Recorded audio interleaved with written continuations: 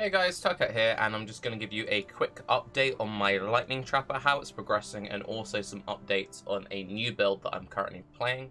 There's nothing wrong with the Lightning Trapper, just to answer that question. Really solid build, and if you want to see the current character taken to a slightly more advanced level, my good friend and co-host on Baycast, Octavian, is playing the exact same build, and he hasn't made his second character yet, so his character is slightly more advanced than mine, but just to show you how mine is coming along. So I hit the level 21 on the lightning trap. I just saved up a bunch of lightning traps, just started corrupting them. Hit the 21 there. I also hit the +1 additional trap gloves. And that was kind of, it's once I hit these two things, I was thinking, okay, what is the next big thing to craft on my build? And that was going for proper weapons.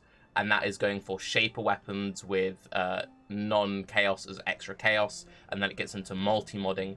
And that was when I realized I don't want to spend any more on this character. And that is a very important thing to keep in mind when it comes to your League Starter build. What is the goal of your League Starter? Is your goal of your League Starter to be the one build you play for the whole league? Is it to get you into maps? Is it to get you currency? Is it to clear red maps? What is it you want to do? So I wanted a build that I knew would work well for Legion, would get me into red maps, would earn me a bunch of currency. And then once I'd established a foothold, I could then make a second build based on how I felt about the league. And that's exactly what I went for. So I said, I don't want to invest any more currency into this character. That being said, with the current amount of investment I have on this build, I could run all of the content. Just upgrading it further would just make it run the content better. A final recap of the gear, then I'll show you what my second build is. We just have a spell damage, lightning damage, flat damage, crit chance weapon. Ideally, if you want more defense, you want a spell damage, crit chance shield. If you want more defense and just a lot more defense, you can do what Octavian is doing and go for a Ounce shield, which gives a bunch of life and 3 max res. Obviously, just going dual weapons or going for a crazy plus levels bow and quiver, it will be the most damage overall. Again, spell damage, crit chance, multi, some flat damage to spells.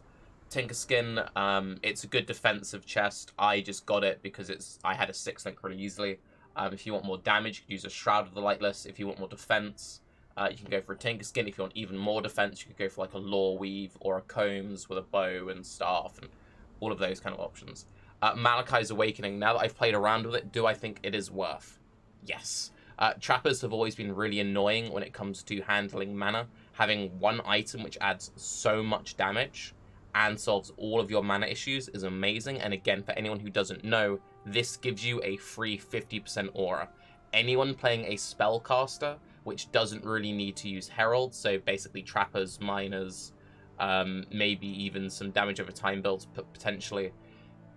If you only need one 50% aura and you don't want to run a bunch of Heralds, I would strongly, strongly recommend running Malachi's Awakening. Really strong item. And again, the unupgraded version is amazing for leveling because you can equip it. I believe it's like 15. This has an enchant on it, so it requires a much higher level. But you can equip it like 15 or 18. It gives a bunch of strength, which is helpful while leveling. It gives spell damage, lightning damage. If you're a lightning caster, this is a 60% increased damage helmet with strength, a tiny bit of resists. It solves all of your mana issues and gives you a free aura. It is insane for leveling. Definitely use this to level every single spellcaster you play this league.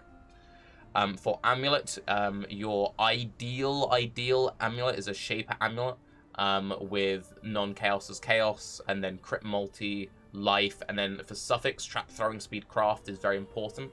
You can also craft that on your belt if you have an open suffix. I currently don't. For jewelry, you're just going to be going for life and resist. I would recommend going for double coral ring. If you want full damage, double opals would be more. You could also go for like some Shaper or Elder stuff, but it's not that necessary. If you can get chance to dodge attacks or spell dodge boots, would highly recommend. Legion mobs are incredibly, incredibly rippy. And then on gloves, throw additional trap is the main setup. When it came to my support gems, what I settled on, I would highly recommend running an Enduring Cry. Endurance charges are very powerful this league. I feel like a lot of Legion content is physical based.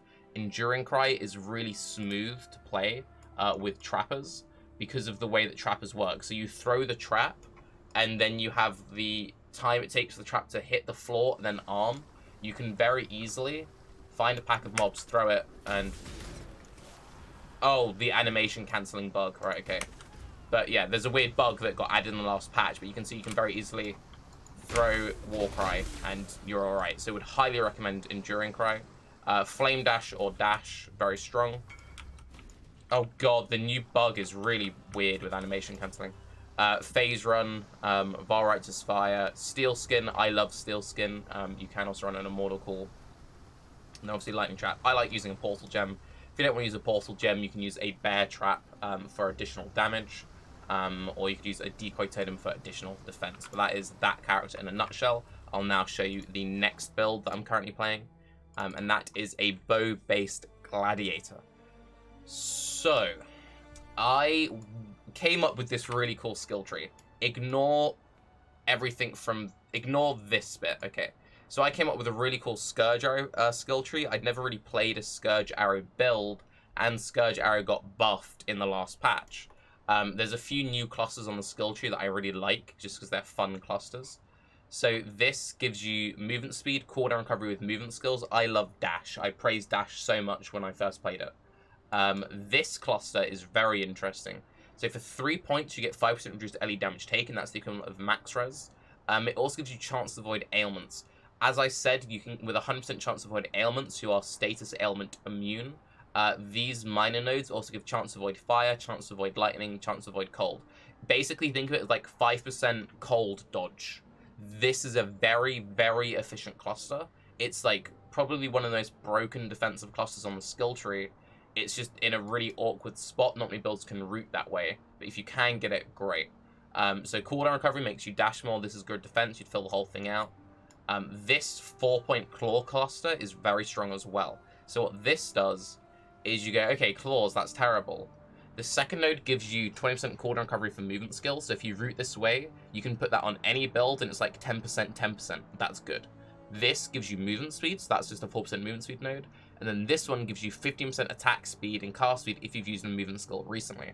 So if you're any build which wants attack speed or cast speed, and you're in this part of the skill tree, this is actually a very efficient 4-pointer. So it's like 10% movement, 10% movement, 4% movement speed, 15% attack and cast speed. Very, very strong. This cluster is very cool as well. So this gives you chance to gain phasing on kill, not that interesting, but this gives 5% dodge while phasing and movement speed while phasing. Gladiator with the Challenger charges gives 20% more attack and movement speed, so it multiplies all of your attack speed, all of your movement speed, making attack and movement speed even more valuable. This cluster down here, movement speed, cooldown, movement speed, attack and cast speed if you movement skill, cooldown. So you can see quite quickly, my brain was like, oh, I could get loads of like really cool movement speed buffs here. That's really fun. And then it was just filling in all the other nodes, this and the other. So why am I now like rooting across this way? So, Scourge Arrow is really fun. Scourge Arrow is actually like brokenly good for clearing legions. Scourge Arrow is a build I recommend everyone play if you want to play a bow build. I'm dumb and I want to take my promising Scourge Arrow build, which just needs a bit more gear, into a shit build. And what is that shit build? Puncture. So, my other Baycast co-host, Noogie, came up with a pretty cool Puncture Paste Spin, which was doing the rounds. Everyone was like, what? It does so much bleed damage? That's broken. He was doing it with this bow, and this is 1.2 mil Shaper Bleed with GMP. Now, with a full damage 6-link, you're getting 1.8 mil. Some people were seeing trees with like 6 mil, 7 mil, 8 mil. The reason why you were seeing that is he had a belt which was simulating the buffs to puncture and all the buffs to bleed and everything. And when Path of Building got updated, it had the belt simulating all the buffs and all the buffs at the same time, so it had twice as much as it should. This is calculating the damage of Crimson Dance, because what Crimson Dance does is you can stack 8 bleeds and you do 50% less damage with bleeds. If you don't want to fuck around with Crimson Dance, you could take off this belt, unspec that node, and you would have 460k Shaper Bleed, which is okay, but you'd rather, you know, stack it up. Now, the thing which is kind of interesting, just like kind of cool about this build, Puncture used to legitimately be a go-to build in like really old school PoE. So it's a very nostalgic build, and I kind of want to respect my character for that reason. But also, anyone who's been paying attention knows that I've been saying I want to play a lot of Earthquake. And you'll notice that this tree looks very much like an Earthquake tree with just some random bow nodes. So what I'm thinking I'm going to do is, since I have most of the gear now, turn my Scourge Arrow build into a Puncture build. In the very likely case that Puncture is awful, I can then turn it into an Earthquake build, which is a build I really want to play. And in the case that Puncture is actually good somehow, boom. Now, a few little caveats. Gladiator is amazing because of Arena Challenger and Outmatch and Outlast. These are very good nodes. Gratuitous Violence is a very good node, but Gratuitous Violence has a slight glaring problem at the moment. Legion mobs. Legion mobs don't explode. They don't leave a corpse. And it's weird shenanigans. So you're like, okay, but why does Essence Rain Contagion work, but Gratuitous Violence doesn't work? So Essence Rain Contagion requires a kill. It doesn't require a corpse for Contagion to spread. Bleed explosions require you to kill the enemy and for them to detonate the corpse. So they could change how it's coded to make it work, because I believe you can breach mobs don't leave corpses and those explode with Gratuitous Violence. So there is like a history of it working, but yeah, because of that, it makes these points feel a bit shitty, but these points are really good, and you could always do like block bow beams, but these are also good because this gives a bunch more damage with bleeding, which obviously if you're doing Puncture stuff, you want damage with bleeding. Now, the only thing which actually makes me worried about Puncture, because you can realistically do good damage with Puncture, like this is more damage than I was using on my course to carry builds to farm Uber Elder and stuff. The clear speed is the one thing. So you can't use Mirage, well, you can use Mirage Archer, but then you're losing DPS links. You don't have the bleed explosions for Legion. Now you do have GMP, and you could run a Dying Sun, so then you're at like 7 projectiles, maybe a plus projectile quiver, that's like 8 projectiles. With enough attack speed, that could feel pretty smooth. You then need a bunch of Pierce, so then how are you getting the Pierce? You can get Pierce on quivers, but if you're getting Pierce on a quiver, then you're not getting plus arrows on a quiver. You can craft +1 Pierce on helms and gloves through Syndicate. You can use an Essence to get 3 Pierce on a quiver, and there's also a Talisman with Pierce. So you have a few options, but you need to think about how you're fitting Pierce into the build. But I think, very thinky, I think this could actually be a really fun and a really cool build. It just might feel a bit oomph for Legion. Saying that, this will still clear Legion 90% better than most melee builds because it's a range build with a lot of attack speed. So it will be fine. As for the setup, like how it functions, so Puncture gains plus physical with levels now, so you want as much plus levels to Puncture as you can. Brutality gives a bunch of physical damage. Chance of Bleed gives a bunch of physical damage with weapons, so you want to like stack up levels on Puncture and Chance of Bleed. And then all of this stuff just increases your dot damage. So again, 1.2 to clear, 1.8 for single target. You could have either 2 6-links, like a 6-link chest, a 6-link bow, or you could have a weapon swap, or you could gem swap for single target if you want to. You're going to want a curse on hit vulnerability somewhere. You could get vulnerability gloves, you could get vulnerability ring, you could manually just curse on hit vulnerability. Flesh and Stone linked with the main, that's how you're getting your main. So for Mackley, use Sand Stance, for single target, use Blood Stance. Malevolence, you could also use Pride. Pride might be better, I haven't mapped it out. And then a War Banner. War Banner causes enemies to take increased physical damage. With all of these, you're left with 12% unreserved, which is enough. And then an Enduring Cry, just because endurance charges are good this league, and that's how you get this up. The only things you realistically need, you will want an Intuitive Leap. Intuitive Leap is very strong in this part of the skill tree. So you get Dirty Techniques, which gives you bleed damage, some damage over time, bleed duration, Bleeds you inflict deal damage faster. That's really good. Endurance charge, adamant, and guard skills. I'm really liking guard skills. Nugi's tree went acro. I dropped all that part of the tree completely and just went more this way. Really strong defense. Gives loads of armor scaling. I think stacking a bunch of armor will be really strong. These nodes. So bows are a two-handed weapon. They're not a melee weapon, but they are a two-handed weapon. Increased damage with ailments from attack skills while using a two-handed weapon. So this whole cluster works with puncture bows. That's just good damage. That's just good damage.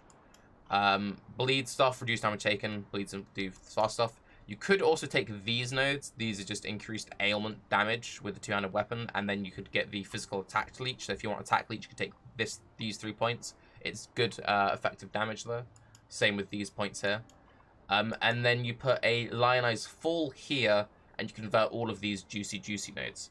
So yeah, if Puncture's bad, I would take this exact skill tree. I would take out the Lionized Fall. I would drop those 4 points, and I would drop everything from there onwards. And then it's like a normal axe build, and then I'll just spec into a couple of axe nodes. Seems good. So that's what I'm currently doing. I have a few other builds that I'm really interested to play. And one other just final thing, which is kind of worth noting. There's a really good div card called Imperial Legacy. This drops in desert-themed maps. It's really easy to farm.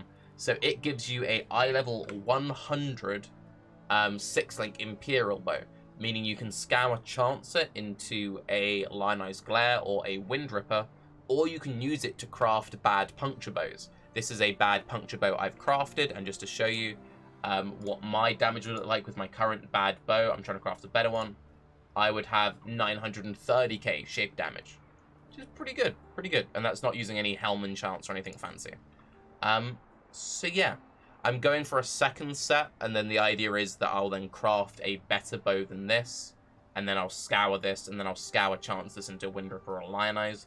The way you get the 60% chance or bleeds to deal 100% more damage is using a Jagged and a Corroded Fossil. So get a Jagged and Corroded Fossil, spam it into bows, and then you just want as much fizz on there as possible. Anywho, I'm Tarke, that's what I'm up to. Have a good day. Bye-bye.